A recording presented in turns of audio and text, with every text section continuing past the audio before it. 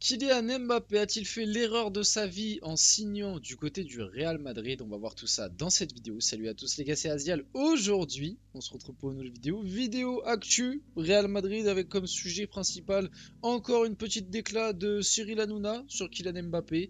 Il a continué cette petite déclaration par rapport à celle d'hier. J'en ai fait une vidéo. Aujourd'hui, il nous dit que Kylian Mbappé a fait l'erreur de sa vie en rejoignant le Real Madrid et en quittant le Paris Saint-Germain. Voilà, pour Cyril Hanouna, Kylian Mbappé n'aurait pas dû quitter le PSG. On va voir bien évidemment aussi d'autres trucs du côté du Real, notamment une petite déclaration de Thibaut Courtois. Il a parlé aussi de Kylian Mbappé, de comment il s'intégrait au sein de ses effectifs et de son arrivée dans le groupe, etc. Et d'autres trucs comme d'habitude si on a le temps, notamment aussi ça je trouve c'est une info insolite dont on n'a pas beaucoup parlé, mais Mbappé il a reçu une sacrée petite voiture là avec le partenaire du Real Madrid. Enfin bref, on va voir tout ça dans cette vidéo. Bien évidemment, avant que la vidéo commence, n'hésitez pas à la liker, à commenter, à partager et à vous abonner, ça fait toujours plaisir et ça aide pour le développement de la chaîne. Et nous on va pouvoir y aller dès maintenant. Donc qu'est-ce qu'a déclaré Cyril Hanouna? Cyril Hanouna sur Kylian Mbappé. Kylian Mbappé, plus grosse erreur de sa vie d'avoir été au Real Madrid, ça va être catastrophique. Le PSG n'a jamais aussi bien joué que sans lui. Alors, il y a beaucoup de choses à dire. Je vais commencer par la fin. Le PSG n'a jamais aussi bien joué que sans lui, c'est une réalité. En tout cas, avec le Mbappé des dernières années, le PSG n'a jamais aussi bien joué. On ne parle pas foncièrement de résultats, même si factuellement, même les résultats, le début de saison du PSG là est meilleur que le début de saison du PSG de l'année dernière, par exemple. Donc même en termes de résultats, pour le moment, c'est meilleur avec, en tout cas, l'année dernière. Après, si tu reprends les autres années, faudrait comparer. J'ai pas les comparatifs dans la tête, mais en tout cas, le début de saison du PSG est quand même globalement réussi et cohérent en termes de résultats. Mais même si tu prends pas en compte le résultat, pour moi, juste dans l'aspect visuel et dans le jeu, le PSG, ça faisait très longtemps que Paris n'avait pas aussi bien joué sans Mbappé. Enfin, ce que je veux dire, c'est que quand Mbappé était là, le PSG jouait pas aussi bien qu'à l'heure actuelle. En tout cas, ça a remonté à pas mal de temps. Pour moi, la dernière fois que j'ai vu un PSG aussi cohérent et bien joué, c'était peut-être la première année de Thomas Tuchel.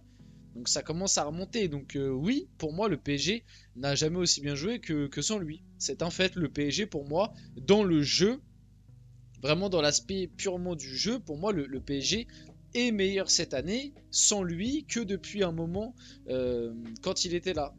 Pour moi, ouais, ça remonte à la première année de Thomas Tuchel où il y avait du jeu, c'était sympa et en plus il y avait les résultats. Parce que sinon, Pochettino c'était une catastrophe, Galtier c'était une catastrophe et le Final 8 par exemple, oui, on va en finale de Ligue des Champions, mais le jeu est pas transcendant. Donc ouais, cette année c'est l'une des meilleures années en termes de purement de jeu depuis peut-être la première année de Thomas Tuchel et du coup sans lui. Sur le reste, donc la plus grosse erreur de sa vie d'avoir été au Real Madrid, ça va être catastrophique.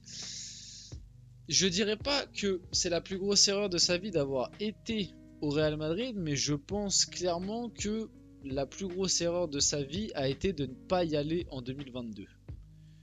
Pour moi, c'est que mon avis, en 2022, c'était soit t'allais au Real Madrid et t'aurais écrit ton histoire là-bas, soit ce qui s'est passé du coup, tu restais au PSG, mais pour moi, si tu faisais la décision de rester au PSG en 2022, c'était réellement pour faire ta carrière au PSG. Parce que pour moi, 2022, il y a un petit peu tout qui a basculé des deux côtés. C'est-à-dire que le joueur déjà a commencé tranquillement à tomber en déclin, hein, si on doit être honnête. C'est depuis 2022 où Mbappé il est clairement moins bon. Donc peut-être que la prolongation a aussi un rapport avec ça, mais en tout cas c'est un fait. Et du côté du Real Madrid, t'as Vinicius qui a réellement explosé. Et entre-temps, le Real Madrid a regagné une Ligue des Champions sans lui l'année dernière. Et a gagné aussi le championnat et a été invaincu, etc. Donc là en fait, cette année, t'as vraiment l'impression que en fait, ça s'est marié un peu, ça s'est allié un peu de force entre guillemets. C'est-à-dire que du côté de Mbappé, t'es pas au top de ta forme. Du côté du Real, on a Vinicius qui est devenu plus fort que Mbappé et qui joue le même poste que lui. Et en plus de ça, pour Mbappé, c'est compliqué d'arriver au Real Madrid cette année parce que tu sais que tu vas être sous le feu des critiques. Comme l'année dernière, le Real Madrid a tout gagné. Ils ont fait une défaite dans la saison l'année dernière. Donc forcément, tu te doutais bien que cette année, avec l'arrivée de Mbappé, si ça faisait pas au moins la même chose, donc gagner la Liga, gagner la Ligue des Champions avec seulement une seule défaite, tu savais très bien que il allait être l'un des premiers responsables. Et à juste titre, parce que l'arrivée de Mbappé, ça cause des changements tactiques, ça fait que d'autres joueurs ont des moins bons rendements, ça met des joueurs qui étaient titulaires sur le banc. Enfin voilà, l'arrivée de Mbappé change automatiquement des trucs. Donc oui, tu peux te dire que c'est l'arrivée de Mbappé qui a changé pas mal de trucs, et bizarrement on est moins bon cette année que l'année dernière. Donc forcément que c'est en rapport.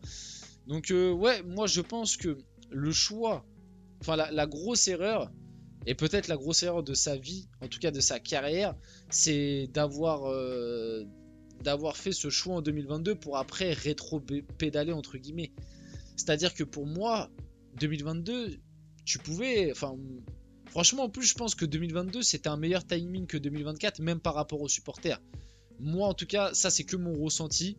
Si Mbappé était parti en 2022, je lui en aurais moins voulu que là quand il est parti l'année dernière.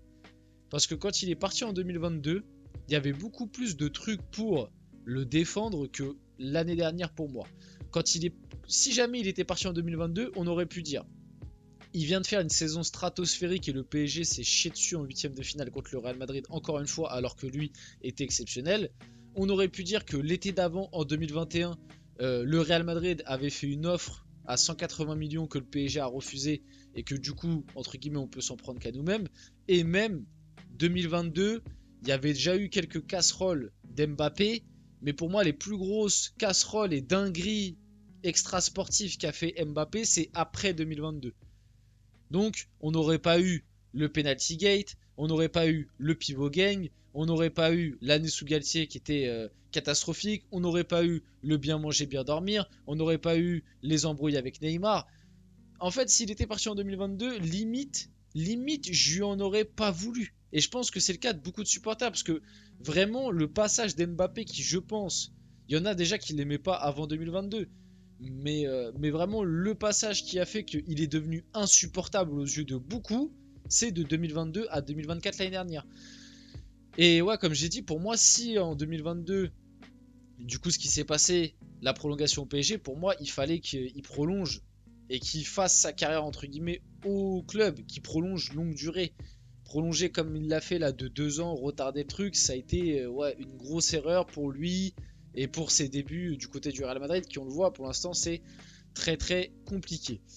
Une petite déclat de Thibaut Courtois sur Kylian Mbappé. On se taquine l'un et l'autre, donc c'est chouette. Avec un joueur de cette qualité, c'est toujours chouette de se mesurer pour les entraînements, les face à face, les frappes, etc. Donc Thibaut Courtois sur sa relation à l'entraînement avec Kylian Mbappé, donc plutôt la joie de vivre. En plus, là, comme je vous l'avais montré là, il n'y a pas si longtemps en vidéo, que Mbappé, là, apparemment, Mbappé ces derniers temps à l'entraînement, il était revenu bien en forme, donc on a hâte de voir ça face à l'AC Milan.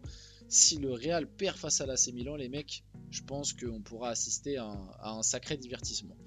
Kylian Mbappé et les joueurs du Real Madrid ont choisi leur BMW. Et oui les gars, BMW, marque officielle du club. Donc les joueurs du Real ont droit à une petite BMW, tranquille, offerte dans le cadre du partenariat entre le club et la marque allemande. Parmi les différents modèles qui leur ont été proposés, le français a opté pour la XM en tant qu'hybride rechargeable. Vinicius et Jude ont choisi la BMW i7 dans sa version haut de gamme, la M70 X-Drive. Bon là je n'y connais rien les mecs. Il s'agit d'une 100% électrique mesurant pas moins de 5... Bon bref, voilà, prix du marché 180 000 euros. Bref, le truc qui est paradoxal avec ça, c'est que Mbappé n'a même pas le permis. Donc je sais pas, je sais pas va lui servir à quoi la voiture, mais ouais, Mbappé n'a pas le permis, donc ce sera peut-être pour ses parents. Je ne sais pas. Dani Carvajal, bon, ça c'était une petite déclat qu'il avait faite. Si tous les partis sont d'accord, je veux renouveler mon contrat au Real Madrid. C'est ce que j'ai toujours voulu. Je ne jouerai jamais pour aucun autre club en Europe par respect pour le Real Madrid. Il a bien évidemment été prolongé après sa grave blessure d'1 an pour pouvoir lui permettre de revenir tranquillement et d'avoir encore une année de contrat. Voilà, c'est le beau geste de la part du Real Madrid et on souhaite bien évidemment un bon rétablissement à Dani Carvajal.